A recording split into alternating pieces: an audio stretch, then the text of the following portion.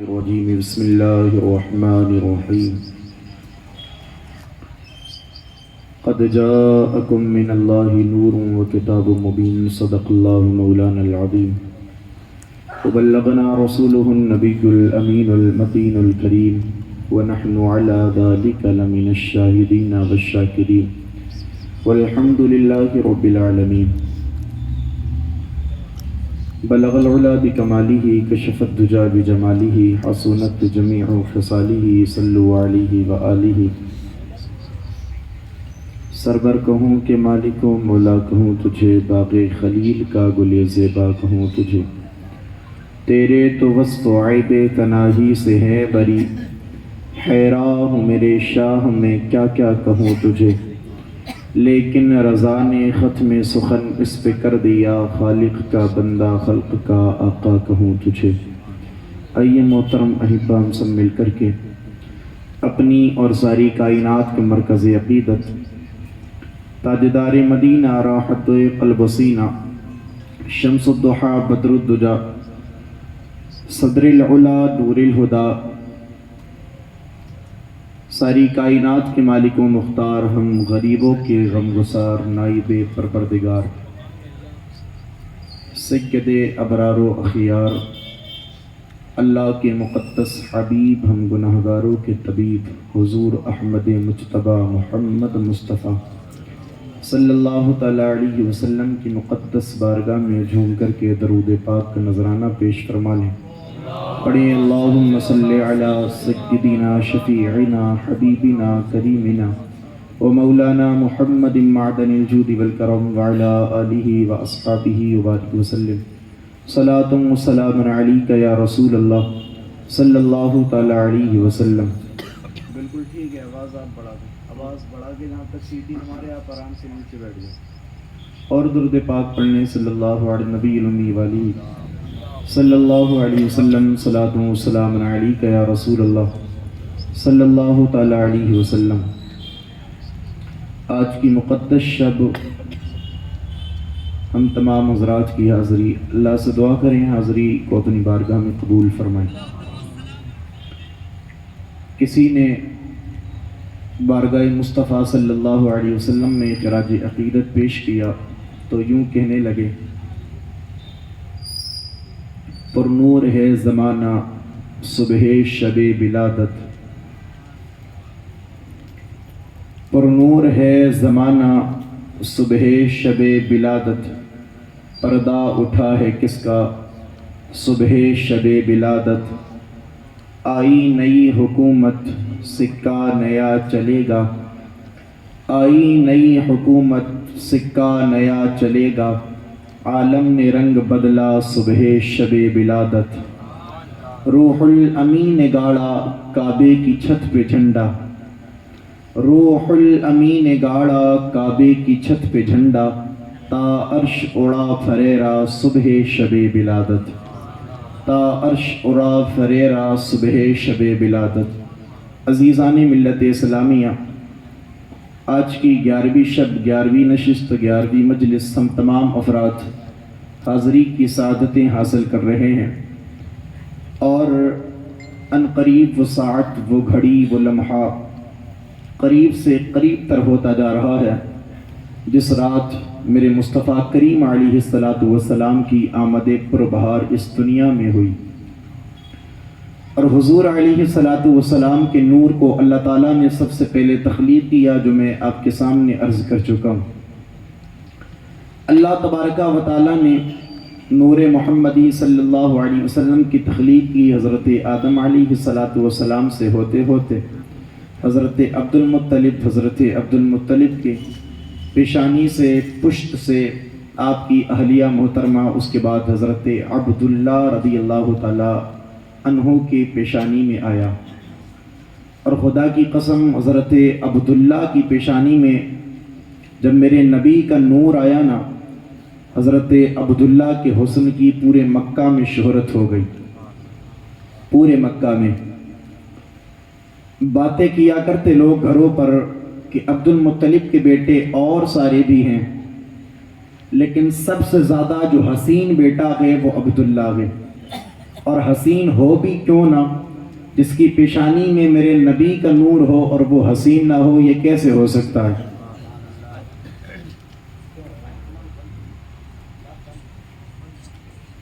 جس کی پیشانی میں حضور کا نور ہو اور وہ حسین نہ ہو، یہ تو محال ہے۔ اور ایسا حسن حضرت عبداللہ کا، ایسا حسن کہ راستے میں نہ مکہ کی بڑی بڑی معزز خاتون آپ کے راستے میں کھڑی رہتی، کس لیے کہ حضرت عبداللہ ہم سے کلام کریں، ہم سے بات کریں، اس لیے کہ کچھ اس میں وہ بھی تھیں جنہیں اس وقت میں کاہنہ کہا جاتا تھا۔ وہ چہرہ دیکھ کر کے فیصلہ کر چکی تھیں کہ یہ کوئی عام شخص نہیں ہے، بلکہ ان کی پیشانی جو اتنی چمکدار ہے، یہ آخری نبی کے نور سے چمک رہی ہے، آخری نبی کے نور سے۔ راستہ میں کھڑی ہو جاتی۔ حضرت عبداللہ رضی اللہ تعالیٰ عنہ کی جیسے جیسے عمر پروان چڑھتی گئی نا، حسن میں اضافہ ہوتا چلا گیا، حسن میں اضافہ۔ جب آپ نے جوانی کی دہلیز پہ قدم رکھا نا، حضرت عبد المطلب کو فکر ہونے لگی، اب میرا بیٹا عبداللہ جوان ہو گیا ہے، اس کی شادی کا بھی انتظام کرنا ہے، کچھ نہ کچھ تو کیا جائے۔ جوانی کا عالم تھا۔ اللہ اکبر۔ حضرت عبداللہ رضی اللہ تعالی عنہ شکار کرنے کے لیے اپنے گھر سے نکلے گئے اور مکہ کے صحرا کی طرف نکلے، مکہ کے جنگل کی طرف کو نکلے۔ اللہ اکبر۔ اس وقت عرب کے لوگوں کا شکار اتنا طول پکڑا ہوا تھا، اتنے مشہور تھے، یوں سمجھو کہ عرب کے لوگوں کی اس وقت میں شان ہوا کرتی تھی۔ وہ شکار کرتے اور شکار کرنے کے بعد اپنے شکار کو اپنے جانور پر اپنے سے آگے رکھ کر کے لے کر کے آتے تھے۔ جو بھی دیکھتا تھا دیکھ کر کے کہتا تھا بڑا بہادر ہے، بڑا بہادر ہے۔ حضرت عبداللہ رضی اللہ تعالیٰ عنہ بھی نکلے گئے، مکہ کے صحرا میں آپ گئے، آپ شکار کرنے کے لیے جیسے کہ چلے گئے۔ میں عرض کر چکا ہوں حضرت عبداللہ کی جیسے جیسے ولادت ہوئی تھی، آپ کے مخالفین بھی بڑھتے چلے گئے تھے، آپ کے دشمنوں کی تعداد میں اضافہ ہوتا چلا گیا تھا، اس لیے کہ جو اہل کتاب تھے، یہودی علماء تھے، انہوں نے اپنی کتابوں کے علم سے یہ جانچ لیا تھا کہ نبی کے احباب کا دنیا میں ظہور ہو چکا ہے، وہ دنیا میں تشریف لے کر کے آ چکے گئے، بس وہ اس پلاننگ میں لگے تھے۔ ان کا پورا پروپیگنڈا ہوتا تھا، کوئی موقع ایسا ملے، کوئی وقت ہمارے پاس ایسا آئے کہ ہم عبداللہ کو قتل کر دیں۔ بڑے لوگوں کو بھیجا حضرت عبداللہ کا قتل کرانے کے لیے، لیکن کامیاب نہ ہو پائے، سکسس نہ ہو پائے۔ اب جیسے کہ اپنے مشن میں یہ کامیاب نہ ہونے پائے نا، اب بڑے بڑے علماء نکلے گئے۔ ملک شام سے ایک جماعت نکلی، 700 افراد کی جماعت ہے۔ حضرت عبداللہ جبانی کی دہلیز پہ قدم رکھ چکے گئے، آپ نکلے گئے مکہ کے صحرا میں، اب شکار کرنے کے لیے گئے ہیں۔ اللہ اکبر۔ شکار کرنے کے لیے کیا جانا ہوا، کیا دیکھتے ہیں، حضرت عبداللہ جیسے ہی اپنا شکار تیار کر چکے اور وار لگانا چاہتے ہیں کہ 700 افراد کی جماعت ملک شام کی طرف سے آئی ہے۔ حضرت عبداللہ پر تلوار سونت کر کے لے کر کے آئے گئے، حضرت عبداللہ کی گردن کو تن سے جدا کرنا چاہتے ہیں۔ اتنا ہی دیکھنا تھا، ابھی تلوار چلائی نہیں ہے، لیکن حضرت عبداللہ کے پاس آنے کے بعد یہ جماعت پوری تلوار چلانا چاہتی ہے۔ ابھی تلوار لگتی کہ اس سے پہلے اللہ نے آسمان سے نورانی مخلوق کو نازل کر دیا ہے، اور وہ نورانی مخلوق نے نا اب 700 افراد کا مقابلہ کرنا شروع کیا ہے۔ حضرت عبداللہ ایک سائیڈ میں کھڑے ہو کر کے دیکھ رہے ہیں، آسمان سے 700 افراد کا مقابلہ کرنے کے لیے جب نورانی مخلوق آئی ہے، ان کے چہرے ایسے نہیں تھے جیسے ہمارے ہیں، بلکہ اتنے چمکدار وہ چہرے تھے۔ حضرت عبداللہ ان کو دیکھتے جا رہے تھے، اللہ اکبر سوچتے جا رہے تھے، آج تک ایسا واقعہ میری نظروں نے نہیں دیکھا ہے۔ یہ 700 افراد کی جماعت کا مقابلہ کرنے کے لیے اللہ نے نورانی مخلوق کو نازل کیا ہے۔ حضرت عبداللہ کو کچھ کرنے کی ضرورت نہیں پڑی ہے، یہ بڑی بڑی نورانی مخلوق جو آسمان سے نازل ہوئی تھی، یہ جیسے جیسے یہودی علماء اپنی تلوار لے کر کے حضرت عبداللہ کی سائٹ کو آتے تھے، آپ کی گردن کو چند تن سے جدا کرنے کے لیے یہ کوئی بڑھتا تھا، ان کے تلواروں کا مقابلہ کرتی چلی جاتی ہے۔ اللہ کی نورانی مخلوق حضرت عبداللہ پر ایک بھی بار نہیں لگا ہے۔ یہ 700 کے 700 افراد کو یہ نورانی नूरानी मखलूक जो अल्लाह ने आसमान से नाज़िल की थी, सबको ढेर कर दिया है, सबको काट करके एक साइड में फेंक दिया है। ये कोई और नहीं थी 700 अफराद की जमात, ये बड़े बड़े यहूदी थे, उनमें बड़े बड़े उलमा थे। उनका दावा ये था, उनका कहना ये था कि जो नबी के आखिर ज़मां इस दुनिया में आने वाला है, उनके आने से पहले उनके बाप को कत्ल कर देंगे तो वो नहीं आ सकते। लेकिन क्या पता था हजरत अब्दुल्ला का रखवाला, उनका तहफ़्फ़ुज़ करने वाला कोई दुनिया का बंदा नहीं था, बल्कि ज़ाते बारह ताला थी। और खुदा की कसम, मेरा रब जिसे इज्जत देता है उसे कोई दुनिया का जलील नहीं कर सकता। मेरे इमाम कहते हैं अल्लाह ने जिसे इज्जत दी हो उसे कोई जलील नहीं कर सकता, और अल्लाह जिसे जलील करता है उसे कोई इज्जत नहीं देता। नारा तकबीर, नारा रिसालत, सरकार की आमद।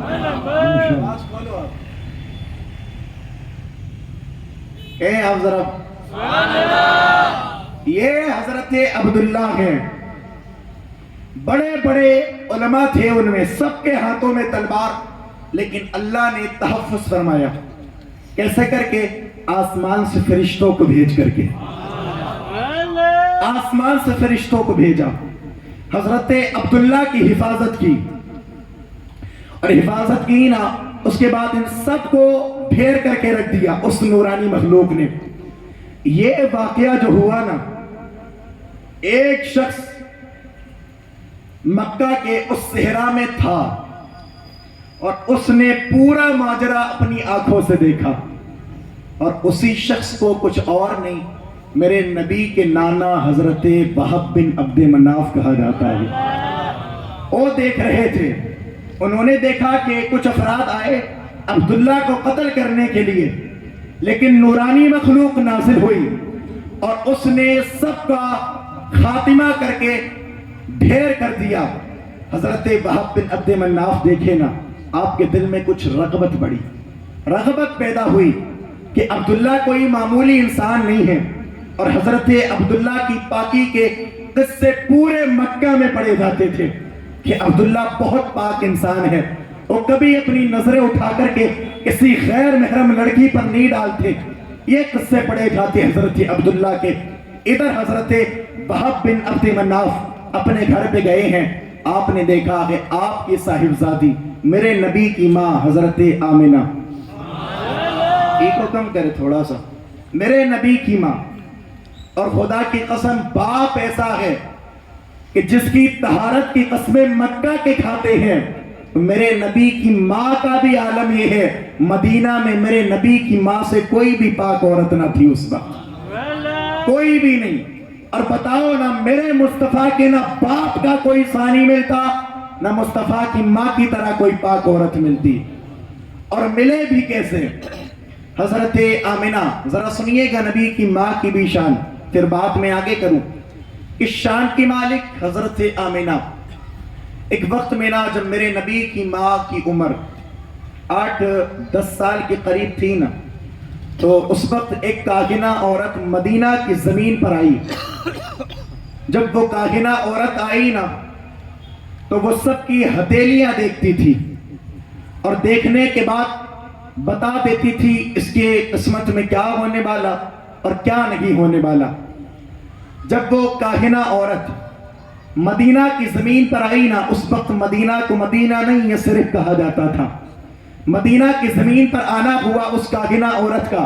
अल्लाह ने बड़ा इल्म दिया हुआ था उसको, जैसे कि मदीना की जमीन पर आई है ना, बच्चियों ने कतार लगा ली है, दौड़ना शुरू किया है, एक दूसरे से कहती है आओ चलो उस काहिना के पास चलते हैं जो किस्मतों के फैसले किया करती है, जो मुकद्दर बता दिया करती है। अब सारी लड़की इकट्ठा होकर के, सब बच्चे इकट्ठा हुए गए, काहिना के पास आए गए। आने के बाद अपनी हथेलियों को दिखाना शुरू किया है। काहिना हथेली को देखती जाती है और फैसला करती जाती है, तेरे मुकद्दर में ये होने वाला है, तेरी जिंदगी में ये होने वाला है, तेरे साथ ये होने वाला है। सब लड़कियां अपनी अपनी हथेली दिखा रही है, वो सब के फैसले किया करती है, सबका मुकद्दर में क्या होने वाला है वो कागिना सबको बता रही है। लेकिन एक साइड में मेरे नबी की माँ हजरत आमिना खड़ी है, आप बढ़ कर के आगे नहीं जाती है, इतनी पारसा थी हजरत आमिना, बचपने का आलम ये था, आपकी नजरें नहीं उठी है, नीचे नजरी की हुई है। एक साइड में खड़ी है हजरत आमिना, आपकी एक सहेली आई है, आने के बाद कहने लगी, वो आमिना तू भी फैसला क्यों नहीं करा लेती,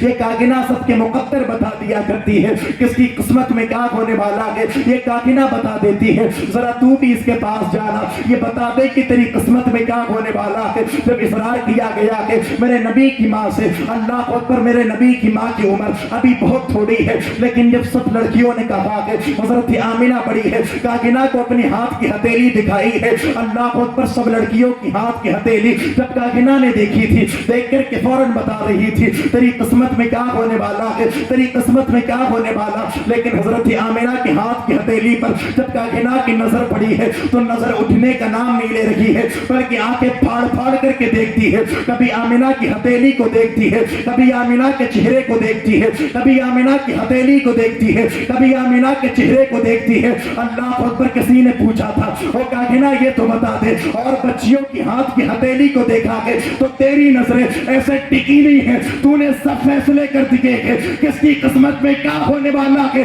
तो कागिना कहती है बात ये नहीं है कि मैंने फैसले जल्दी किए, बल्कि बात ये है जिस आमिना के हाथ की हथेली को देख रही हो, इसकी हाथ की हथेली ये बता रही है आगे चल करके या तो ये नबी बनने वाली है या इसकी पेट से कोई फिर नबी पैदा होने वाला है। बात ये है कोई नबी आने वाला। ये है हजरत आमिना, जिनके बचपने का आलम ये देख करके बड़े बड़े काहिन, बड़े बड़े नुजूमी चक्कर में रहते कि मामला क्या। इधर हजरत अब्दुल्ला, मैंने कहा ना नबी की माँ की उम्र जब परवान चढ़ी ना, हजरत अब्दुल्ला की जवानी का आलम है। हजरत वहाब बिन अब्द मन्नाफ ने सारा मामला देखा था, घर पे आए हैं, आने के बाद कहने लगे मेरी बेटी आमिना जवान हो चुकी है और इसके रिश्ते का फिक्रमंद हूं मैं, इसलिए कि हर बाप को जब बेटी को जवान होते हुए देखते हैं ना, वो भी सोचता है कोई अच्छा रिश्ता मिले, अपनी बेटी का निकाह किया जाए। हाँ, हर बाप की, खुदा की कसम ये बेटियां होती हैं जिनके लिए बाप ना अपनी पूरी जिंदगी दांव पे लगा देता है, दांव पे लगा देता। जैसे जैसे बेटी को देखता है वैसे वैसे बस जहन में ये रातों का सुकून उड़ जाता है इस बाप का, सिर्फ बेटी का निकाह करना है, इज्जत के साथ मेरी बेटी घर से चली जाए। लेकिन हमारे मुआशरे ने क्या किया, अल्लाह ने अगर किसी को कुछ दे दिया ना तो मुंह फाड़ करके मांगता है कि मेरे बेटे को इस ये जॉब करता मेरा बेटा, 5 लाख वहां से मिल रहे, 10 लाख वहां से मिल रहे, अगर इससे ज्यादा मिले तब निकाह करने तैयार, सब तब शादी करने तैयार। ना ना ना जी, अगर अल्लाह कभी भी दौलत देना, अल्लाह बड़ी जॉब दे दे तेरे बेटे को, तो कभी भी ये तो शिकवा लाना ही मत। इसलिए कि मैं कहता हूं जो दरवाजों पर जा जा करके कटोरा लेकर के भीख मांगता है उसको मैं सिर्फ भिखारी कहता हूं, लेकिन जो जहेज के नाम पर अपने बेटे को बेच करके और दूसरों से जहेज मांगता है उसको इंटरनेशनल भिखारी कहा जाता है। अगर भीख ही मांगना है तो बेटे को बेच करके भीख ना मांग, बल्कि स्टेशन पे निकल जा, एयरपोर्ट पे निकल जा, अल्लाह के बंदे बहुत होते हैं, बहुत सारी भीख दे देंगे। हमारे कुछ कौम के बड़े लोगों ने, अमीर लोगों ने भीख मांगने का ये तरीका निकाला कि जहेज के नाम पर अब उन्होंने भीख मांगना शुरू कर दिया।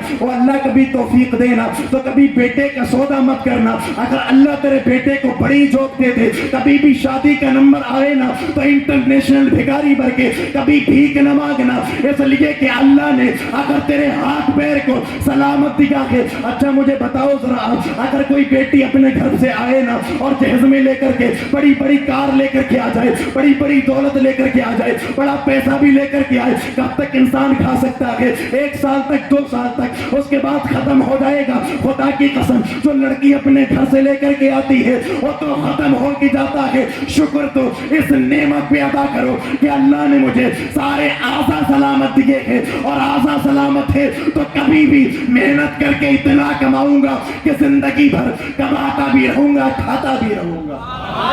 لیکن نہیں جی,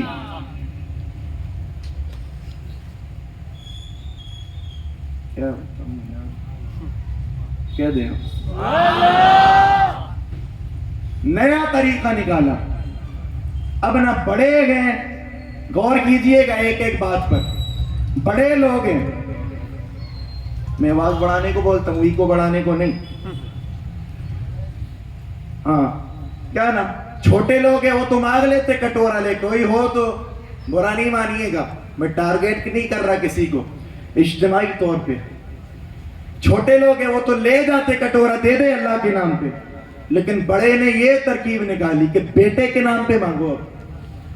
ہاں نہیں کرتا, اور کبھی بھی یہ نہیں کیجئے گا. آپ کو نہیں معلوم کہ کتنے باپ اسی ٹینشن میں رہتے کہ بیٹی کا نکاح ہو جائے. آج جو بچیاں مرتد ہو رہی ہیں نا غیر مسلموں کے ساتھ, ہمارے معاشرے کی بچیاں جو بھاگ کر کے شادی کر رہی ہیں, اس کی وجہ بھی کچھ اور نہیں ہے. کتنی بیٹیاں میں نے دیکھی جس کی 30 سال عمر ہو گئی, 35 سال عمر ہو گئی, ابھی تک ہاتھ لال نہیں ہوئے. کیوں نہیں؟ باپ غریب ہے, غربت کے عالم میں کٹ رہی ہے. پھر وہی بچیاں غیروں کے ساتھ جانے تیار. مجھے بتاؤ, ایک انسان ہے دن میں 500 کی دہاڑی کرتا ہے, 500 کماتا ہے, مزدور ہے, بیٹیاں 4 ہیں, 10-10 لاکھ 4 بیٹیوں کو کہاں سے دے گا بتائیں آپ؟ پھر وہ بچیاں یہی دیکھتی میرے باپ کی نہیں بصرت, معاشرے نے مار کر کے رکھا, ذلیل کر کے رکھا, کم دو تو کہتے نہیں جی ایسا نہیں چلے گا, دوسری جگہ سے اتنے ملتے. یہ معاملہ. پھر یہی بچیوں نے کیا کیا, غیر مسلموں کے ساتھ جانا شروع کر دیا, مرتد ہونے لگی بچیاں. اس کا ذمہ دار کوئی اور نہیں, ہمارا ہی معاشرہ ہے, ہمارا معاشرہ. اگر پتہ لگ جائے گھرانے کی اچھی ہے لڑکی, آنکھیں بند کے کر دیا, رشتہ ٹھیک ہے, معلوم ہے نا اچھا گھرانہ ہے, دولت والے تو ملے گا, لیکن غریب ہے تو پوری کنڈلی چیک کر لیتا کیا تھا کیا نہیں تھا کیا تھا. مرتد بچیاں ہو رہی اسی وجہ سے. کبھی غور کیجئے گا بیٹھ کر کے, کتنے کیس ایسے آتے ہیں 2018 سے لے کر کے اب تک, نہ جانے کتنی لڑکیوں نے کتنی بچیوں نے اپنا دین بدل کر کے رکھا. اس کا ذمہ دار کون ہے؟ ہم ذمہ دار ہیں, ہم ذمہ دار.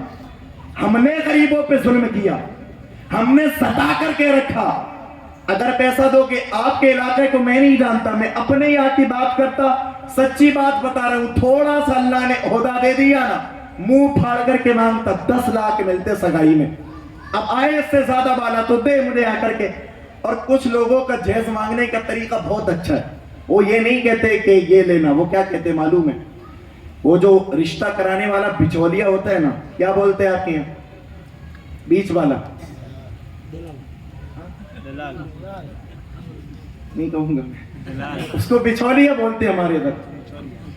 تو وہ کرانے والا, اچھا جب یہ رشتہ کرانے بیٹھتا ہے نا تو زمین سے اٹھا کر کے لڑکے کو آسمان پر پہنچا دیتا, اور لڑکی کو بھی زمین سے آسمان پر, اور بعد میں حقیقت پتہ چلتی تو کچھ بھی نہیں. اب یہ کیا کہتا ہے لڑکے والا اس سے کہ آپ جب رشتے کی بات کرو نا لڑکی والے کے یہاں پر, تو یہ نہیں کہنا کہ کار چاہیے یا بائک چاہیے یا 5 لاکھ چاہیے, نہ 10 لاکھ کچھ نہیں کہنا. کیا کہنا ہے کہ فلاں جگہ سے رشتہ آیا تھا, وہاں سے میرے بیٹے کو بلٹ مل رہی تھی. یہ طریقہ اچھا ہے مانگنے کا.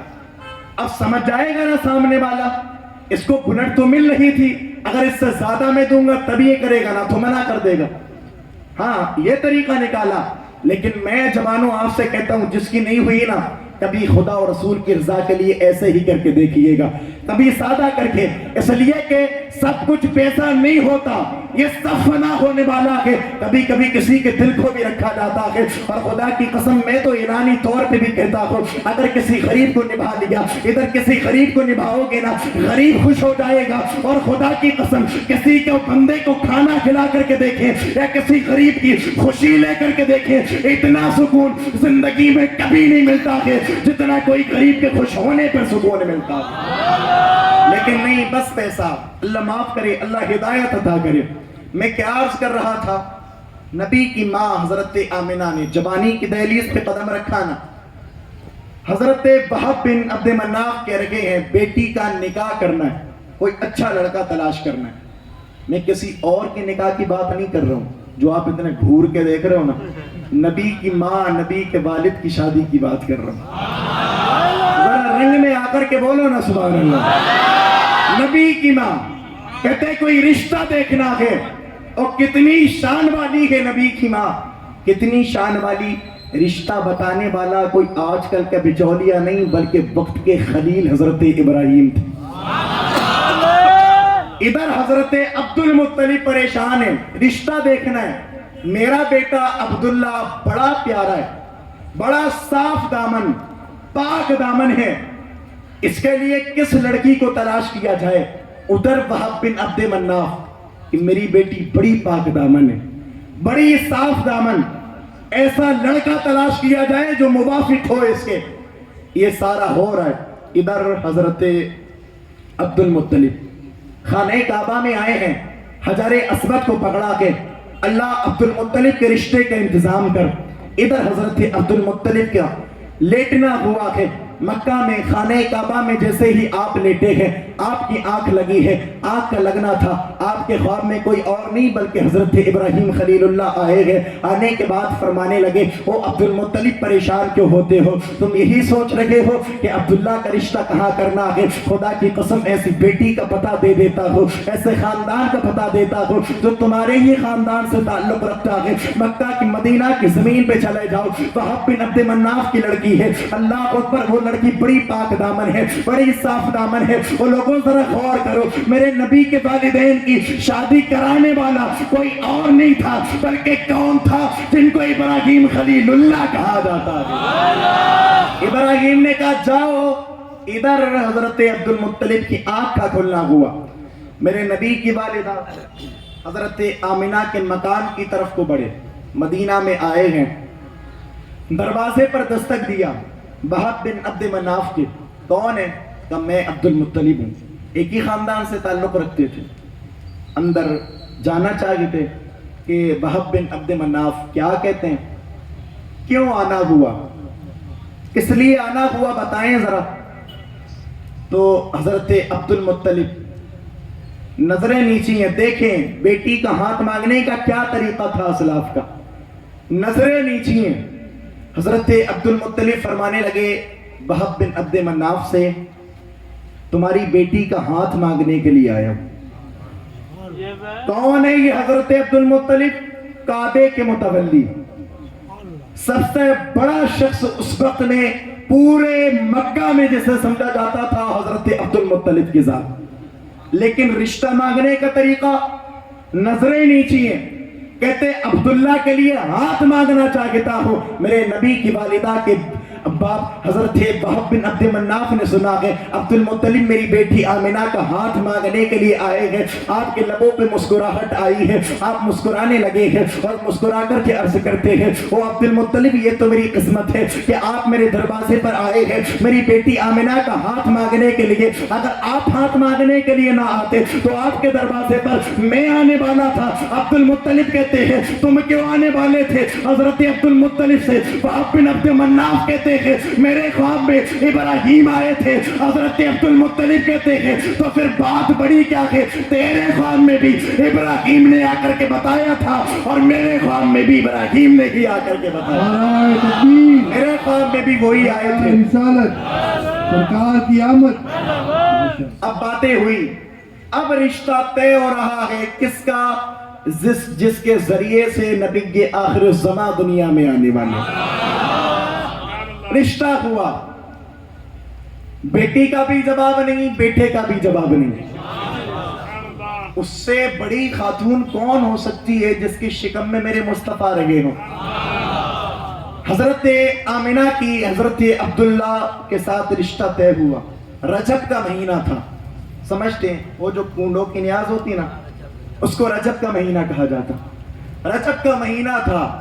حضرت عبد المطلب کے بیٹے حضرت عبداللہ میرے نبی کے والد اور میرے نبی کی والدہ حضرت آمنہ کا نکاح مینا کے میدان میں ہوا۔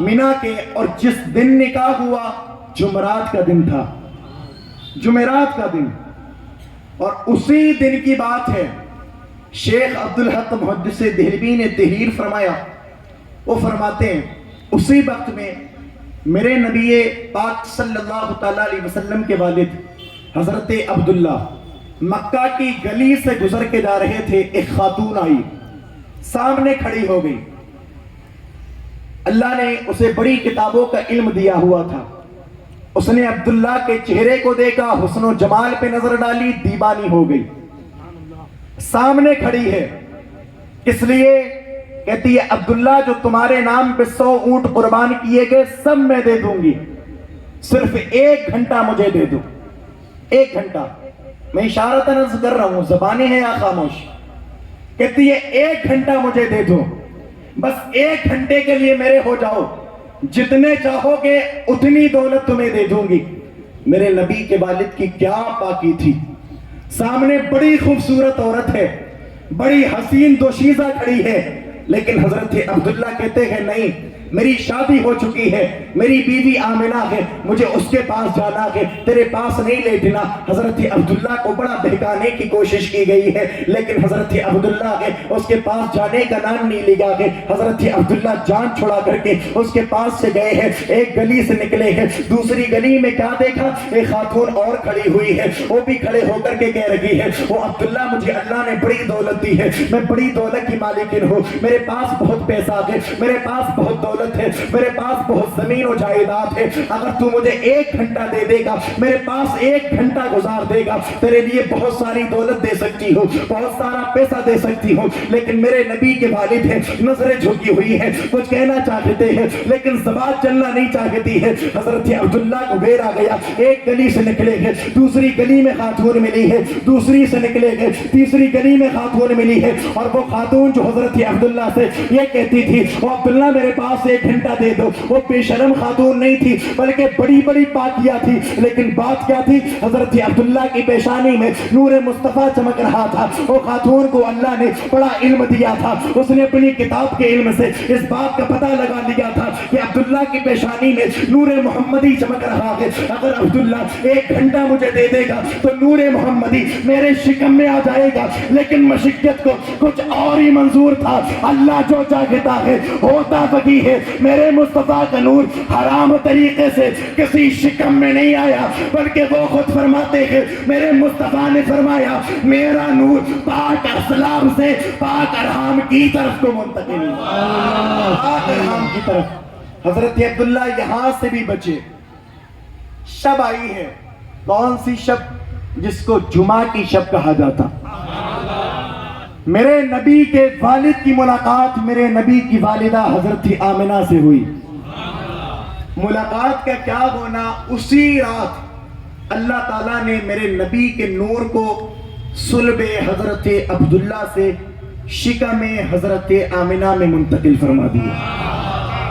حضرت آمنہ کے شکم میں آیا، کون سی رات تھی؟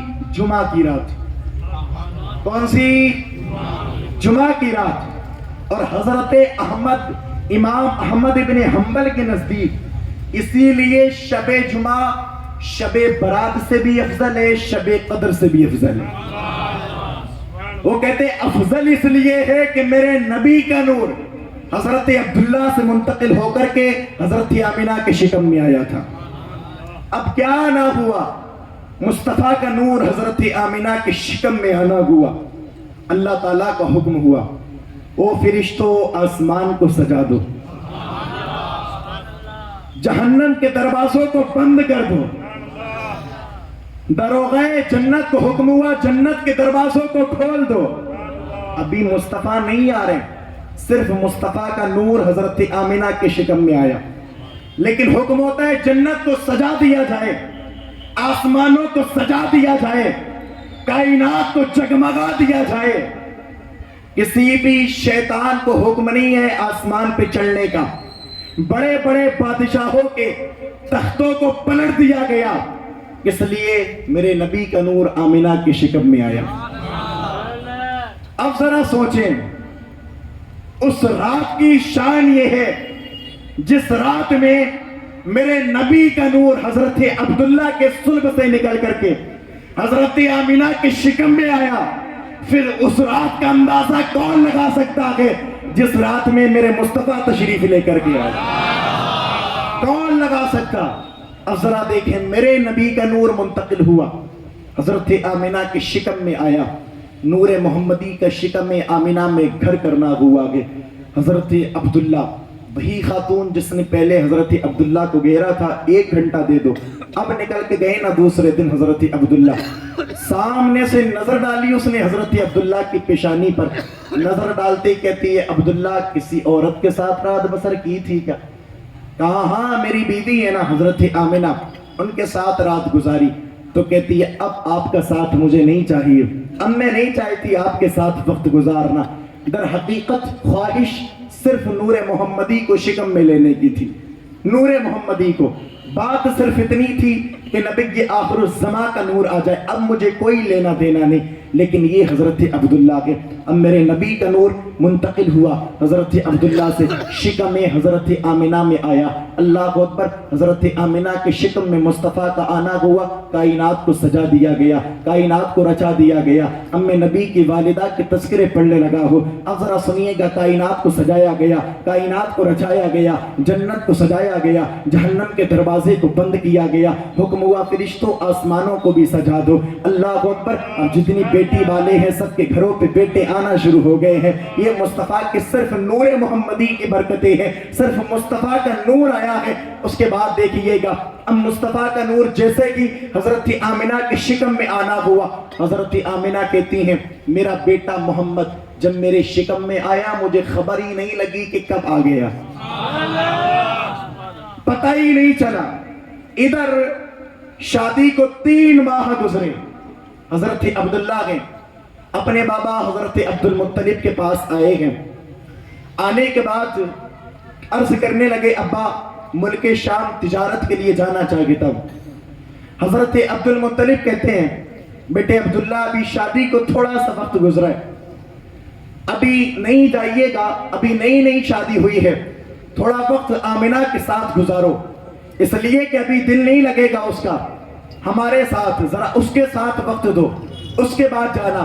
لیکن کہتے ہیں میرے نبی کے والد بابا ابھی میں اکیلا ہوں، میری بیوی ہے، لیکن ایک وقت وہ ہوگا اللہ تعالیٰ میرے گھر پہ اولاد دے گا، پھر خرچے بڑھیں گے، اس لیے تجارت کے لیے جانا چاہتا ہوں. اللہ اکبر. میرے نبی کے والد ہیں، اجازت طلب کر رکھے ہیں. حضرت عبد المطلب فرماتے ہیں او بیٹے عبداللہ صرف میرا ہی اجازت دینا کافی نہیں ہے، وہ جو تیری بیوی آمینہ ہے اس کے پاس بھی جا کر کے اس سے بھی پوچھ لے ذرا وہ کیا کہتی ہے، اگر وہ کہہ دے تو ملک شام چلے جانا ہے. حضرت عبداللہ آئے ہیں، حضرت آمینہ بیٹھی ہوئی ہیں، پہچانا ہے، دیکھ کر کے کہنے لگی ہیں وہ میرے سرتاج کیسے آنا ہوا ہے. حضرت عبداللہ فرماتے ہیں او میری بیوی آمینہ میں ملک شام تجارت کے لیے جانا چاہتا ہوں، اگر تیری اجازت ہو تو تو بول، اگر تو کہے گی تو میں چلی جاؤں گی اور میں چلا جاؤں گا. اب یہاں پر ذرا غور کیجئے گا، ہمارے گھروں کو بھی حالات بڑے برے ہیں، نہ جانے ہمارے گھر کی عورتوں کو کیا ہو گیا.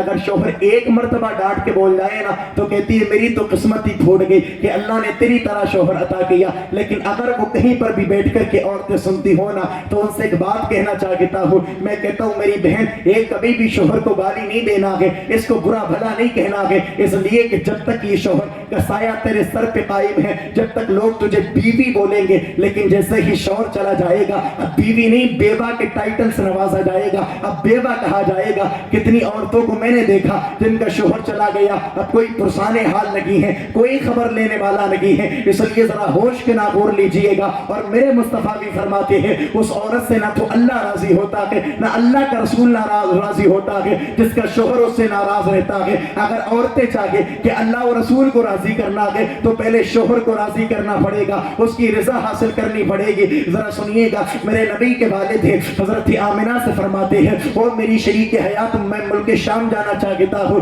تجارت کی غرض سے. میرے نبی کی والدہ کی نظریں اٹھی ہیں، اٹھنے کے بعد نبی کے والد حضرت عبداللہ کے چہرے پر پڑی ہے اور کہنے لگی ہیں اے میرے سرتاج ابھی کتنا وقت گزرا ہے، ابھی تو دل کھول کر کے آپ کے ساتھ باتیں نہیں کی کی ہے. ابھی تو میں نے اپنی باتیں آپ سے شیئر نہیں کی مکمل طور پہ, آپ نے اپنی زندگی کے حالات مجھے نہیں بتائے. ابھی نہیں جائیے گا, ذرا اور وقت ہمارے ساتھ کچھ گزارے, اس کے بعد تشریف لے کر کے چلے جائیں. لیکن حضرت عبداللہ کہتے ہیں اور میری بیوی آمینہ ابھی مجھے ملک شام جانے دے, تجارت کی غرض سے جاتا ہو, ہمارے گھر پر کچھ دنوں کے بعد کوئی اولاد بھی ہوگی, اس کا انتظام بھی تو کرنا ہے. میرے نبی کی والدہ ہے, آنکھیں برس رہی ہے, لیکن شوہر ہے, سمجھ رہی ہے, اس کی ناراضگی مول نہیں لینا ہے. حضرت عبداللہ سے کہتی ہے ٹھیک ہے آپ ملک شام چلے جائے. حضرت عبداللہ نے اپنا سامان باندھا ہے اور تجارت کی غرض سے ملک شام کو چلے گئے. حضرت عبداللہ نے حضرت عبد المطلب سے اجازت لی ہے اور جا رہے ہیں. جہاں تک میرے نبی کی والدہ حضرت آمنہ کی نظر حضرت عبداللہ پر جمی رہی ہے, حضرت آمنہ دیکھتی رہی ہے. جہاں تک نظر جاتی ہے آمنہ کی نظر پڑتی ہے میرے مصطفیٰ کے والد حضرت عبداللہ پر جمی رہی ہے نظر, وہاں تک دیکھتی رہی ہے. اب جب نظروں سے اوجھل ہوئے گئے, حضرت آمنہ گھر میں آئی ہے, آنے کے بعد اللہ اکبر بیٹھ گئی ہیں. جب شوہر کی یاد ستاتی ہے, ابھی کچھ ہی دن گزرے تھے, حضرت عبداللہ حضرت آمنہ سے وعدہ کر کے گئے تھے اتنے دن کے بعد آنا ہے, اتنے دن کے بعد میں اپنے گھر پہ آ جاؤں گا. جیسے جیسے وہ وقت بڑھتا چلا گیا, وہ ساعت قریب ہو گئی. جب حضرت عبداللہ جو وقت بتا کر کے گئے تھے اس دن مجھے گھر آنا ہے, جیسے جیسے وہ لمحہ قریب سے قریب تر ہوتا چلا گیا, حضرت آمنہ ہے آپ کی بے چینی میں اور اضافہ ہوتا چلا گیا کہ میرے شوہر آنے والے ہیں, میرے عبداللہ آنے والے ہیں. روز کا نیم ہو گیا حضرت آمنہ کا, اپنے گھر کو سجاتی ہے, اچھے اچھے کھانے پکاتی ہے. حضرت عبد المطلب آئے ہیں, آنے کے بعد کہنے لگے ہیں اور میری بیٹی آمنہ یہ تو بتا دے, روز گھر کو سجاتی ہے, روز گھر کی صفائی کرتی ہے, روز اچھے اچھے کھانے پکاتی ہے,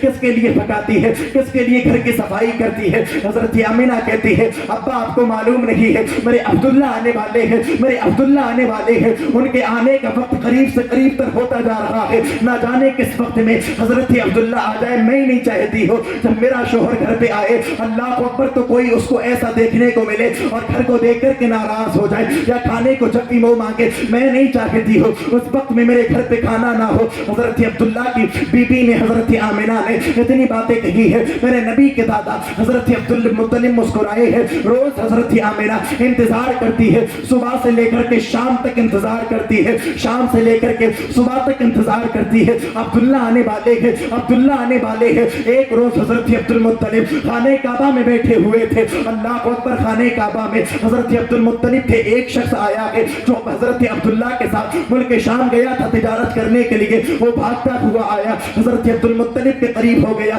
آنے کے بعد کہنے لگا او کعبے کے متولی آپ سے ایک بات کہنا چاہتا ہوں. حضرت عبد المطلب فرمانے لگے ہیں پتہ کیا کہنا چاہتا ہے؟ وہ شخص کہتا ہے لیکن پہلے وعدہ کیجئے گا مایوس تو نہیں ہوں گے, غمزدہ تو نہیں ہوں گے؟ کہتا نا ذرا بتا تو صحیح. ہم میرے نبی کے والد کے متعلق اس نے خبر دینا شروع کی ہے. یہ کہنے لگا کہ وہ خانہ کعبہ کے متولی, وہ اللہ کے گھر کے متولی, آپ کا بیٹا عبداللہ جو ملک شام گیا تھا تجارت کے لیے, آتے وقت اس کا انتقال ہو چکا ہے, وہ دنیا فانی سے تشریف لے گئے ہیں. اللہ اکبر, اتنا کہنا تھا وہ میرے نبی کے والد کے اللہ اکبر دادا حضرت عبد المطلب کی آنکھوں کی ٹھنڈک تھی حضرت عبداللہ میں. حضرت عبداللہ کو جب تک نہیں دیکھتے تھے حضرت عبد المطلب کا وقت نہیں گزرتا تھا. جیسے کہ یہ سننا ہوا کہ عبداللہ دنیا سے تشریف لے گئے ہیں, میرے نبی کے دادا حضرت عبد المطلب کی آنکھیں برسنے لگی ہیں. آپ سوچنے لگے ہیں وہ میری بیوی وہ میری بیٹی آمنہ اللہ اکبر جو صبح سے لے کر کے شام تک عبداللہ کا راستہ دیکھتی ہے, شام سے لے کر کے صبح تک عبداللہ کا راستہ دیکھتی ہے. اب میں گھر پہ جاؤں گا, مجھ سے پوچھے کہ تو میں کیا کہوں گا؟ حضرت عبد المطلب ہے کعبے میں بیٹھے ہیں, آپ کی نظریں نہیں اٹھ رہی ہے, آمنہ سے کیا کہوں گا جا کر کے؟ اب جیسے کہ نکلے ہیں اور نکلنے کے بعد اپنے گھر کی طرف کو بڑھے ہیں, حضرت عبد المطلب کے پیر نہیں اٹھ رہے ہیں, یہ مانو کہ زمین میں پیر پکڑ لیے ہیں, کیا جا کر کے کہوں گا آمنہ سے؟ لیکن جیسے ہی گھر پہ آئے ہیں حضرت آمنہ نے دیکھا کہ بابا کا چہرہ اترا ہوا ہے, دیکھ کر کے کہنے لگی ہے او میرے بابا یہ تو بتا دو عبداللہ کب آنے والے ہیں؟ عبداللہ وعدہ کر کے گئے تھے لیکن اس تاریخ میں تو آنا نہیں ہوا ہے, کیا کوئی خبر ہے عبداللہ کی؟ اتنا کہنا تھا حضرت عبد المطلب کی آنکھیں برسنے لگی ہے اور چہرہ نیچے کر کے نگاہیں نیچے کر کے حضرت عبداللہ کہتی ہے او میری بیٹی آمنہ آج کے بعد عبداللہ کا راستہ نہیں دیکھنا ہے, آج کے بعد عبداللہ کا انتظار نہیں کرنا ہے, منتظر نہیں ہونا عبداللہ کی. اتنی بات کہی ہے, یہ مانیے گا حضرت آمنہ کے دل پر بجلی سی گری ہے. حضرت آمنہ کہنے لگی او بابا معاملہ کیا ہے, آخر کیا کہنا چاہتے ہیں؟ عبداللہ کا راستہ کیوں نہیں دیکھنا ہے؟ عبداللہ کا انتظار کیوں نہیں کرنا ہے؟ عبداللہ کی یاد میں अच्छे अच्छे खाने क्यों نہیں بنانا ہے, عبداللہ کی یاد میں گھر کو کیوں نہیں سجانا ہے. میرے نبی کے دادا فرماتے ہیں بیٹی بات صرف اتنی سی ہے, عبداللہ اب نہیں آئے گا, عبداللہ کا انتقال ہو چکا ہے, عبداللہ کا وصال ہو چکا ہے. اتنی سی بات کہنا ہوا ہے. عبداللہ کی حضرت آمینہ کی آنکھوں سے آنسو بہنے لگے ہیں. حضرت عبداللہ کی یاد میں آپ مگن ہو گئی ہیں, آپ رونے لگی ہیں. آپ نے اپنے شکم پہ ہاتھ رکھ کے کہا تھا او میرے مالک, ابھی میرا بیٹا دنیا میں نہیں آیا ہے, اس سے پہلے اس کو یتیم کر دیا گیا ہے. حاطف غیبی سے یہ آواز آ رہی تھی او آمینہ اس بات کی ٹینشن نہ لے, اس بات کی فکر مت ہو کہ تیرا بچہ یتیم ہو چکا ہے. خدا کی قسم یقین تو وہ بچہ ہے جو یتیم نہیں بلکہ یتیموں کا سہارا بن کر کے آئے گا. نعرہ رسالت, سرکار کی آمد. داتا یہ نہ سوچ کہ یہ یتیم ہوا, یہ تو یتیموں کا سہارا بن کر کے آئے گا, یہ تو بے سہاروں کا سہارا بنے گا. میرے نبی کی والدہ ہے, ایک صدمہ سا گزرا, شوہر انتقال کر گئے. اس وقت میں مکہ کا دستور تھا, عربیوں کے یہاں کا دستور یہ تھا جس بیوی کا انتقال کر جاتا 1 سال تک وہ خوشبو نہیں لگاتی, 1 سال تک اچھا لباس نہیں پہنتی, 1 سال تک خوشبو والی کوئی چیز بھی استعمال نہیں کرتی. حضرت آمنہ پر صدمہ ہوا. حضرت عبداللہ کا دنیا سے جانے کا راستہ دیکھنا بند کیا, لیکن جب بھی یاد آتی ہے ایک گوشے میں بیٹھ کر کے یاد کرتی, عبداللہ بیٹے کا چہرہ تو دیکھ کر کے جاتے نا, اولاد کا چہرہ تو دیکھ کر کے جاتے. حضرت آمنہ گئے, اللہ اکبر. وقت جیسے جیسے بڑھتا چلا گیا, حضرت آمنہ جس گلی سے اگر کبھی گزر جاتی نا تو وہ گلی خوشبوؤں سے مہک جاتی. حضرت آمنہ جس تکیے کو استعمال کرتی وہ تکیہ خوشبوؤں سے مہک جاتا. جس لباس کو 1 مرتبہ استعمال کر لیتی وہ لباس مہک جاتا. جس گلی سے حضرت آمنہ کا گزر ہوتا وہ گلیاں مہک جاتی. مکے کی بڑے بڑے لوگ آئے حضرت عبد المطلب کے پاس, آنے کے بعد کہنے لگے او کعبے کے متولی, مکہ کے بڑے بڑے لوگوں کی شکایت ہے, کہ کیا شکایت کرنا چاہتے ہو, کہ کیا کہنا چاہتے ہو, کہ شکایت سب کی یہ ہے کہ ہمارے یہاں پر عرب کا دستور یہ ہے, مکہ کا دستور یہ ہے جس کا شوہر انتقال کر جاتا ہے اللہ اکبر وہ 1 سال تک اچھا لباس نہیں پہنتی ہے, 1 سال تک وہ خاتون اچھی خوشبو نہیں لگاتی ہے, 1 سال تک وہ خاتون اپنے بدن پر کوئی اچھا تیل تک نہیں لگاتی ہے, لیکن ساری عورتیں شکایتیں ایک کرتی ہیں. آمنہ کے پاس بڑی خوشبو آتی ہے. کیا آمنہ کو غم اس بات کا نہیں ہے کہ اس کا شوہر انتقال کر چکا ہے, عبداللہ دنیا سے تشریف لے گئے ہیں؟ کیا آمنہ سوگ نہیں مناتی ہے؟ کیا آمنہ کو اس بات کا ذرا سا بھی دکھ نہیں؟ اتنی بات کا کہنا ہوا کہ حضرت عبد المطلب کی بڑی عزت تھی مکہ میں, اس لیے کہ آپ سارے قبیلے قریش کے سردار تھے, آپ کعبے کے متولی تھے. اتنی بات کہی ہے. حضرت عبد المطلب کو غصہ تو آیا کہ حضرت آمنہ پر حضرت عبد المطلب نے یہ بات سنی ہے. آپ کہنے لگے اچھا یہ بات ٹھیک ہے, کہاں سچی بات یہی ہے جس گلی سے آمنہ گزرتی ہے وہ گلی مہک جاتی ہے. حضرت عبد المطلب وہاں سے پلٹے ہیں, اپنے گھر پہ آئے گئے, اپنی بیوی جناب فاطمہ کو بلایا گئے, اس لیے کہ میرے نبی کی دادی کا نام بھی فاطمہ تھا. اللہ اکبر بلایا, اور بلانے کے بعد کہنے لگے او میری فاطمہ ادھر آؤ نا. وہ فاطمہ آئی ہے. حضرت عبد المطلب فرمانے لگے کیا بات ہے, میں نے شکایتیں سنی ہیں, جس گلی سے آمنہ گزرتی ہے وہ گلی مہک جاتی ہے, جس کپڑے کو آمنہ پہن لیتی ہے وہ کپڑا مہک جاتا ہے, جہاں پر آمنہ چھو لیتی ہے جس جگہ کو وہ مٹی مہک جاتی ہے. آمنہ ایسی خوشبو لگاتی ہے کہ اس کو عبداللہ کے جانے کا ذرا سا بھی شوق نہیں ہے, کہ عبداللہ کا ذرا سا بھی غمیہ نہیں مناتی ہے. حضرت فاطمہ نے اتنی بات سنی ہے, حضرت عبد المطلب سے کہنے لگی ہیں میں کیا کہوں, تو میں نے بھی ایک مرتبہ کہا تھا, آمنہ نے مجھے ایسی بات بتائی ہے کہ سن کر کے میں تعجب میں ابھی تک پڑی ہوئی ہوں. حضرت عبد المطلب کہتے ہیں کیا بات بتائی آمنہ نے؟ اتنی بات کا کہنا ہوا کہ حضرت عبد المطلب کی بیوی میرے نبی کی والدہ کی, میرے نبی کے والد کی ماں حضرت فاطمہ لے کر کے گئی ہیں کونے میں. حضرت عبد المطلب کو بٹھالا ہے, اور بٹھالنے کے بعد کہنے لگی ہیں بات اتنی سی ہے, میں نے بھی ایک مرتبہ یہی کہا تھا او بیٹی آمنہ جہاں سے تو گزرتی ہے وہ گلی مہک جاتی ہے, وہ محلہ مہک جاتا ہے, جس مٹی کو تو چھو لیتی ہے وہ مٹی مہک جاتی ہے. کیا تجھے عبداللہ کے جانے کا غم نہیں رہی ہے، کیا تو اس کا سوگ نہیں مناتی ہے؟ مکہ کے لوگ کیا کیا کہیں گے؟ ہم قبیلے قریش کے سردار ہیں، ہمارے شوہر خانہ کعبہ کے متولی ہے، اللہ اکبر۔ وہ کہتی ہے میں نے اتنی سی بات کے کہنا ہوا کہ حضرت آمینہ گئی ہے، وہ تکیہ اٹھا کر کے لے کر کے آئی ہے اور تکیے کو جناب فاطمہ کے حوالے کیا ہے اور کہا ہے اے میری ماں فاطمہ، بات یہ نہیں ہے، بات یہ نہیں کہ مجھے عبداللہ کے جانے کا دکھ نہیں ہے، میں تو اتنا روتی ہوں، کبھی کبھی تو صبح سے شام تک اپنے عبداللہ کی یاد میں روتی ہوں، کہا پھر تیرے پاس سے خوشبو کیوں آتی ہے؟ ایسی خوشبو آتی ہے جو مکہ میں ملتی تک نہیں ہے۔ حضرت آمینہ نے کہا کہ اے میری ماں فاطمہ، اس تکیے پر میں لیٹتی ہوں، اس تکیے کو سون کر کے دیکھو۔ جب اس تکیے کے پاس اپنی ناک کو لگایا ہے، دیکھا تکیے میں بھی خوشبو آ رہی ہے۔ حضرت آمینہ گئی ہے، جانے کے بعد مٹی کو لے کر کے آئی ہے، اس مٹی کو جناب فاطمہ کے حوالے کیا ہے، اس مٹی کو دیکھا ہے، مٹی بھی مہک رہی ہے۔ حضرت آمینہ کہتی ہے او میری ماں فاطمہ، یہ میں نے لباس استعمال کیا تھا 2 دن پہلے، اس لباس کو اتارا ہے، اس کو سون کر کے دیکھو، اس میں بھی خوشبو آ رہی ہے۔ جناب فاطمہ کہتی ہے او بیٹی راز کیا ہے؟ جب تو خوشبو لگاتی بھی لگی ہے تو خوشبو کیوں آ رہی ہے؟ جناب حضرت سیدہ آمینہ کہتی ہے او میری ماں فاطمہ، بات یہ نہیں ہے کہ سوگ نہیں مناتی ہو، بلکہ بات اتنی سی ہے جب سے عبداللہ کی امانت میرے شکم میں آئی ہے، جس گلی سے گزرتی ہو گلی مہک جاتی ہے، جو پتھر چھو لیتی ہو پتھر مہک جاتا ہے، جو لباس پہن لیتی ہو لباس سے خوشبو آنے لگتی ہے۔ اس میں کمال میرا نہیں ہے بلکہ کمال میرے بچے کا نظر آتا ہے۔ نعرہ تکبیر، نعرہ رسالت، سرکار کی آمد۔ سبحان اللہ، سبحان اللہ۔ کہتے بات اتنی سی ہے، جس گلی سے گزرتی ہوں گلی اس لیے نہیں مہکتی کہ خوشبو بڑی لگاتی ہوں، نہ اس لیے مہکتی ہے جب سے میرے شکم میں عبداللہ کی امانت آئی ہے، جس چیز کو چھو لیتی ہوں وہ چیز مہک جاتی۔ اس کی آواز بڑھاؤ نا، باکس کی آواز بڑھاؤ، باہر کی سب بند کر دو جائے، مجھے ضرورت باہر کی سرائی کی نہیں ہے بھائی۔ سنیے گا کہہ ذرا آپ سبحان اللہ۔ کہتی یہ بات نہیں کہ خوشبو استعمال کرتی، بات کیا کہ صرف جب سے امانت آئی میرے شکم میں، جب سے ہونے لگا۔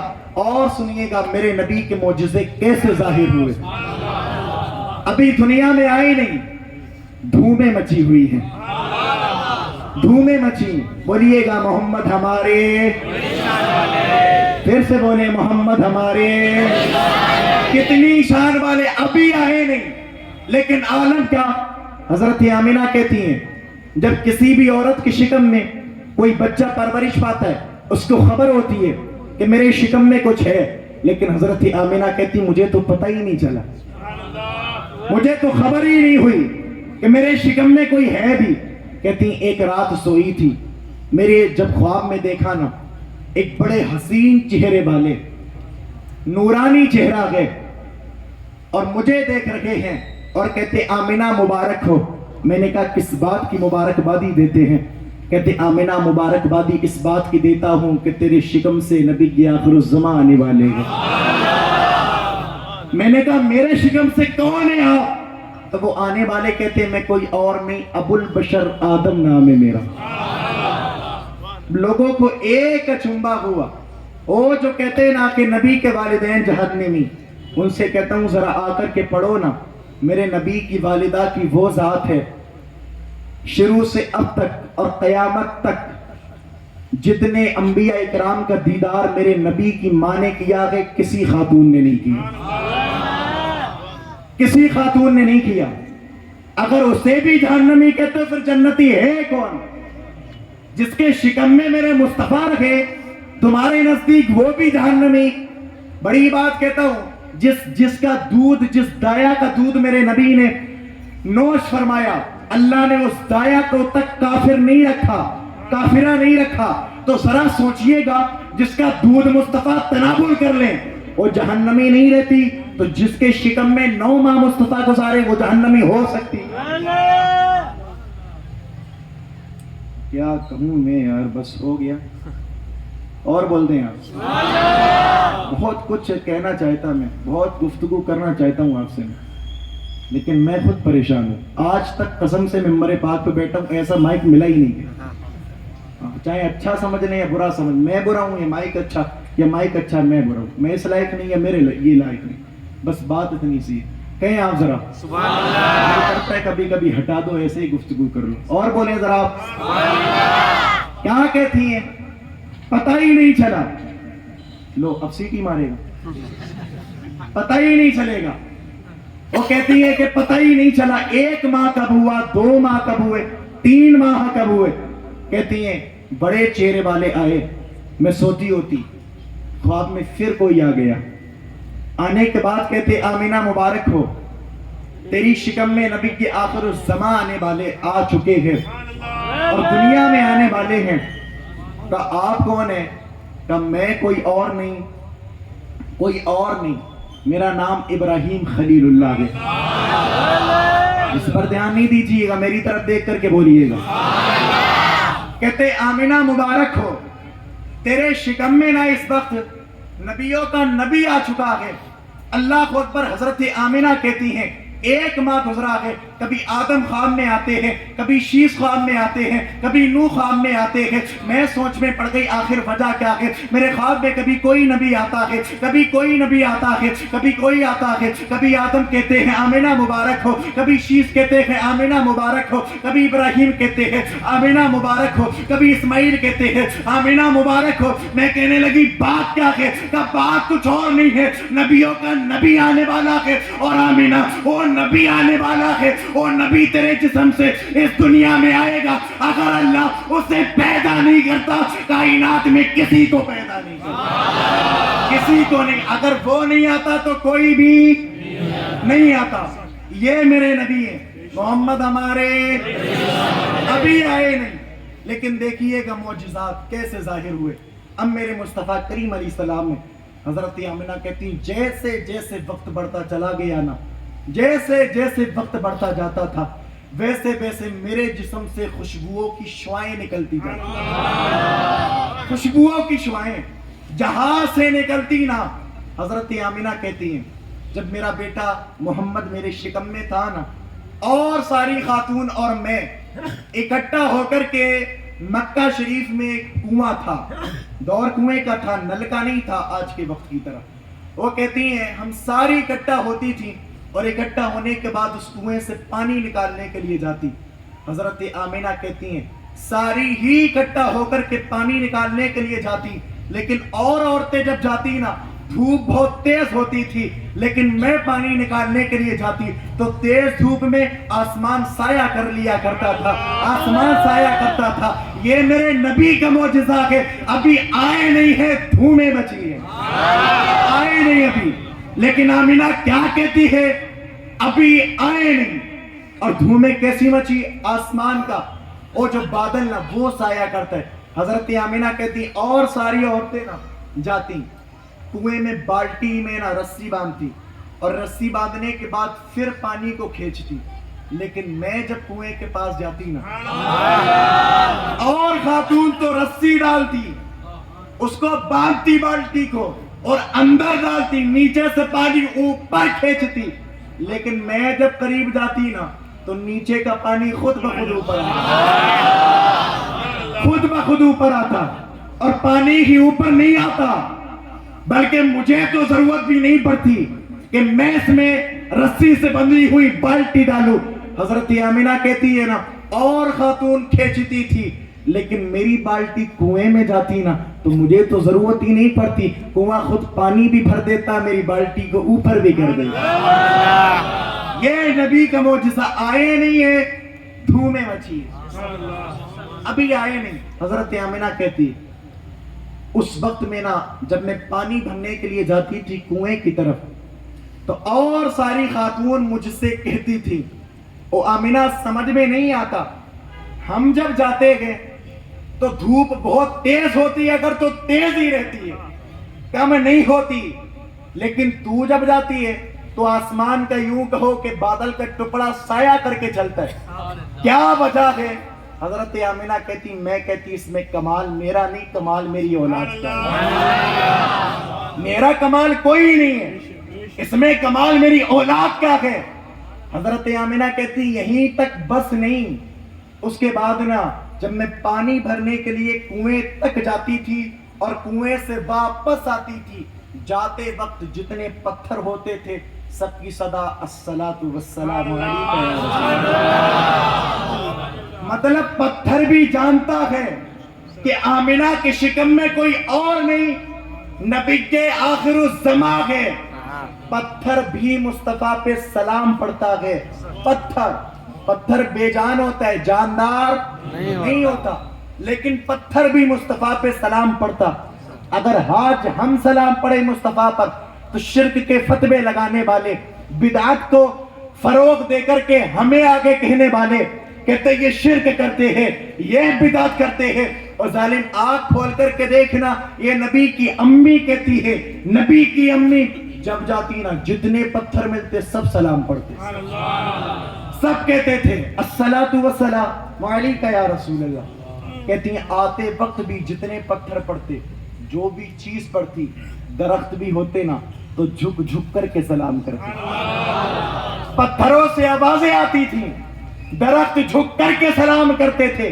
کہتی ہیں حد تو یہ ہو گئی دیواروں سے آواز آتی تھی، دیوار نہیں بول سکتی، پتھر نہیں بول سکتا، پیڑ نہیں بول سکتا، لیکن میرے نبی کی ماں جب گزرے تو دیوار بھی بولتی ہے، تو پتھر بھی بولتا ہے، تو پھر پیڑ بھی بولتا ہے۔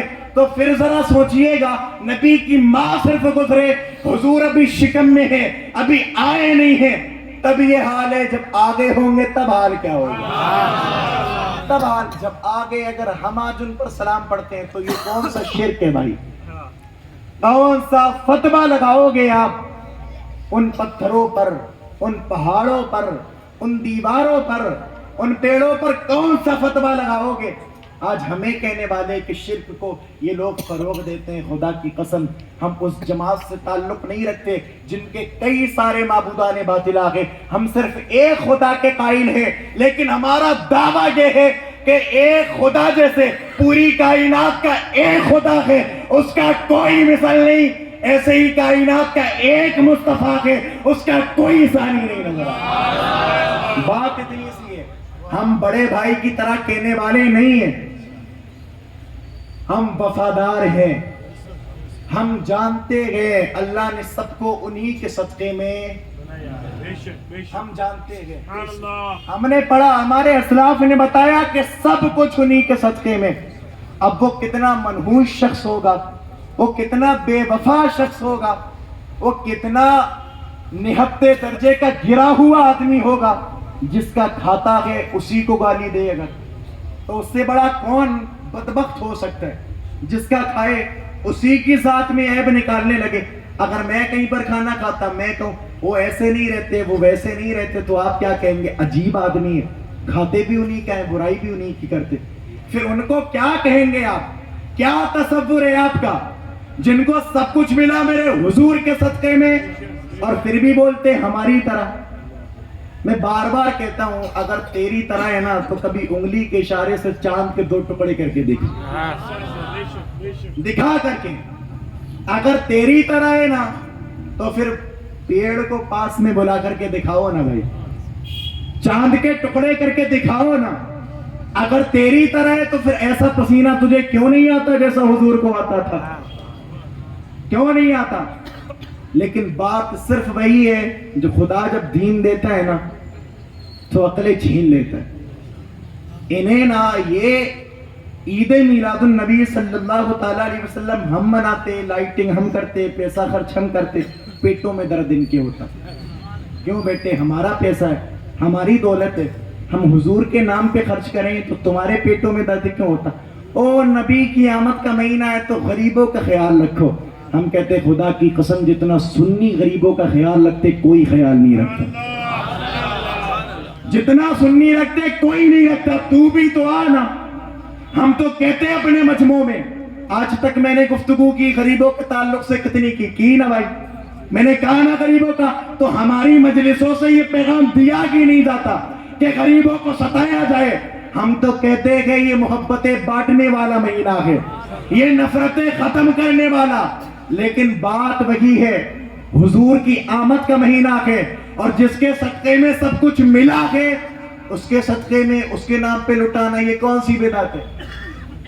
ہاں شیخ الاسلام علامہ مدنی میاں سے پوچھا گیا حضور ذرا جواب عنایت فرمائے نا، کوئی بندہ اگر حضور کے نام پہ لائٹنگ کرتا ہے تو کیا یہ اسراف ہے، یہ گناہ ہے، یہ فضول خرچی ہے؟ علامہ حضور شیخ الاسلام مدنی میاں فرماتے صرف لائٹنگ کی ہی بات نہیں، ساری دولت بھی اگر بندہ مومن حضور کی آمد پہ خرچ کرے یہ بھی اسراف نہیں ہے، یہ بھی فضول خرچی نہیں ہے، اس لیے کہ جس کے صدقے میں ملے کوئی فضول خرچی نہیں، اس کے نام پہ خرچ کرنا۔ تو اپنے آپ بھی اس بات پر اتفاق کیجئے گا اور آنے والی نسلوں کو بھی بتائیے گا کہ مصطفیٰ کا میلاد منانا شرک نہیں ہے بلکہ صحابہ کا طریقہ ہے۔ وہ کہتے صحابہ کا طریقہ کیسے؟ حضور جب آئے تو مکہ کے لوگوں نے نہیں منائی۔ ہم کہتے بیٹے جب حضور آئے تھے نا تو اس وقت میں کفر کا دورہ تھا، چاروں سمت کفر تھا، اس وقت کوئی مسلمان نہیں تھا۔ ہاں کوئی ایک خدا کے قائل، کوئی دو کے، کوئی چاند کا، کوئی سورج کا، کوئی آگ کا، کوئی پتھر کا، اپنا اپنا خدا مانے ہوئے تھے۔ حضور آئے، حضور نے ایک خدا کا پتہ دیا۔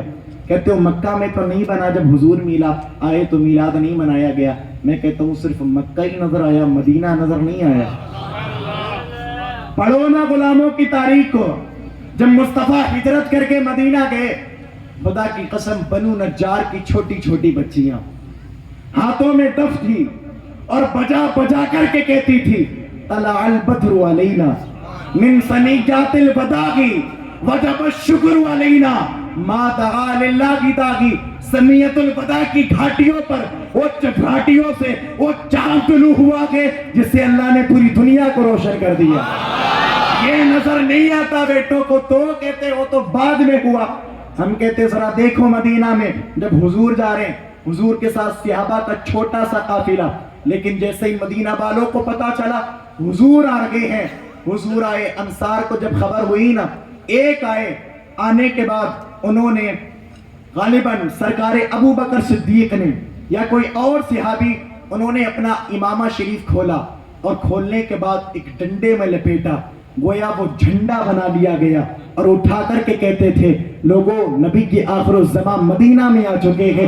یہ نظر نہیں آتا مصطفیٰ مدینے میں آئے ہیں، صحابہ نے استقبال کر کے یہ بتا دیا کہ مصطفیٰ کا میلاد کرنا یہ شرکوں والی عادت نہیں، مشرکوں کا طریقہ نہیں، بدعات کو فروغ دینے والے وہ لوگ نہیں ہوتے جو مصطفیٰ کا میلاد مناتے، بلکہ مصطفیٰ کا میلاد منانے والے صحابہ کی سنت کو ادا کرنے والے۔ نعرہ تکبیر، نعرہ رسالت، سرکار کی آمد۔ لیکن بات وہی ہے، بنو نجار قبیلے کی بچیوں نے دف بجا کر کے حضور کا استقبال جہاں کیا تھا، وہاں شیطان رویا بھی بہت تھا حضور کی آمد میں۔ ہاں وہ مدینہ کے صحابہ کی غلامی، ان کا عمل الحمدللہ ہم سنیوں کے مقدر میں آیا، سنیوں کے، اور اللہ سے دعا بھی یہی کیا کریں جب تک حیات رہیں اسی طرح سے حضور کا میلاد مناتے رہے، جب دنیا سے جائیں تب ہمارے بس زبانوں پر بھی حضور کا ترانہ ہو، سامنے بھی حضور کا چہرہ ہو، اور عالم یہ ہو گر وقت یا جل سر تیری چوکٹ پہ جھکا ہو، جتنی ہو قضا ایک ہی سجدے میں ادا ہو۔ یہ میرے حضور کی شان، جب آئے نہیں تھے تب بھی دھومیں مچی، جب آئے تو پھر معاملہ یہ اچھا ہو گیا، جب آئے پھر تو کائنات کو سجا دیا گیا۔ انشاءاللہ کل تبصرہ کرنا ہے اس پر، کل گفتگو کرنی ہے، طویل گفتگو، اب وقت سے آئیے گا۔ اور کل کی وہ عظیم رات ہے، وہ عظیم رات، امام احمد بن حنبل نے کیا لکھا؟ جس رات حضرت عبداللہ کے صلب سے حضرت آمنہ کی شکم میں میرے مصطفیٰ کا نور آیا۔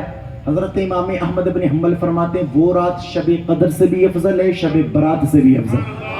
ذرا سوچے جس رات میں حضور کا نور منتقل ہوا وہ رات اتنی افضل، تو جس رات میں مصطفیٰ تشریف لائے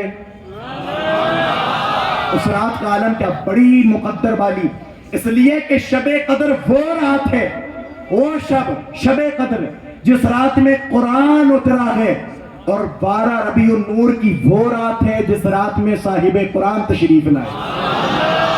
تو اس رات میں اہتمام کیجئے گا، عبادت گاہوں کو سجائیے گا، عبادت کیجئے گا، گھروں کو سجائیے گا، لائٹنگ کیجئے گا. اپنا یہاں پر بلبیاں جلاتے ہیں، یہاں پر لائٹنگ ہوتی ہے، یہاں پر ہمارے گھر پر جو ہے نا یہ بلب جلتے ہیں، وہاں کسی کے دل بھی جلا کرتے ہیں تو اور جلائیے گا. حضور کا میلاد منائیے گا، کبھی نہیں چھوڑیے گا. جب تک زندہ رہیں گے انشاءاللہ حضور کا میلاد مناتے رہیں گے، نسلوں کو بھی پہنچائیں گے اور یہ کہیں گے حشر تک ڈالیں گے ہم پیدائش مولا کی دھوم، مثل فارس نجد کے قلعے گراتے جائیں گے. خاک ہو جائے ادو جل کر مگر ہم تو رضا، دم میں جب تک دم ہے ذکر ان کا سناتے جائیں گے، دم میں جب تک دم ہے ذکر ان کا سناتے جائیں گے. آگے کی گفتگو انشاءاللہ کل کرنی ہے. اللہ تعالیٰ سے دعا کرتا ہوں جو بھی دوران گفتگو ہوئے ہوں اغلاط معاف فرمائیں ان کو رب کائنات. ذرا میرے ساتھ سارے لوگ پڑھ لیں استغفر اللہ ربی من کل ذنب واتوب الیہ. کلمہ شریف پڑھیں لا الہ الا اللہ محمد رسول اللہ. السلام علیکم ورحمۃ اللہ.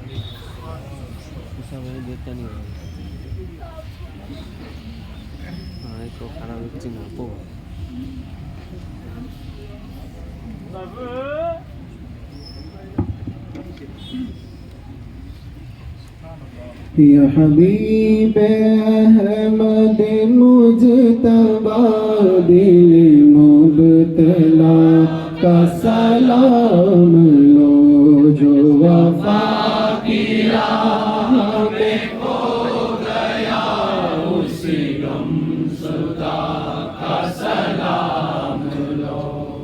حبیب احمد مجتبی دل مبتلا کا سلام لو. یا رسول اللہ یا حبیب اللہ میرے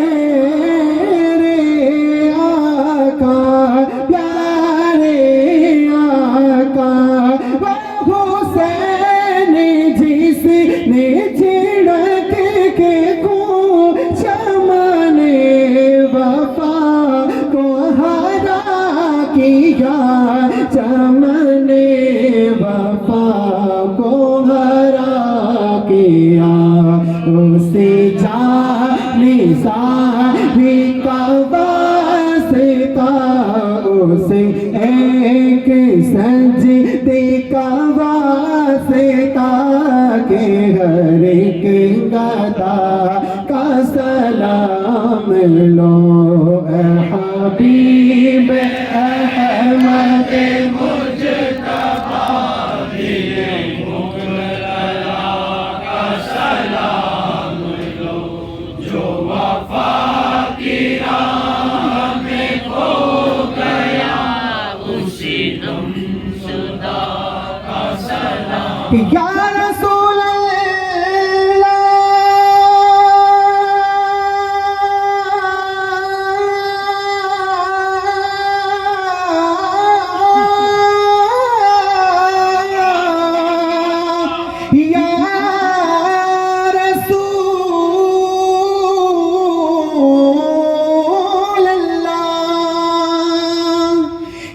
رسول اللہ یا حبیب اللہ میرے آقا پیارے آقا، تمام اولیاء کے بلندی سے ہے قدم پہ جل کے جھکے ہوئے، قدم پہ جل کے جھکے ہوئے.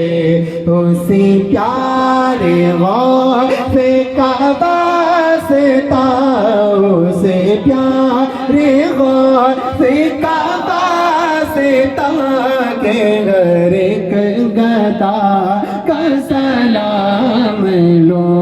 اے حبیب احمد مجتبی دل مبتلا کا سلام لو، جو وفا کی راہ ہمیں کھو گیا اسے غم شدہ کا سلام لو الصلاۃ والسلام علیک یا رسول اللہ الصلاۃ والسلام علیک یا حبیب اللہ الصلاۃ والسلام علیک یا نبی اللہ وعلی آلک واصحابک یا شفیعنا یوم الجزاء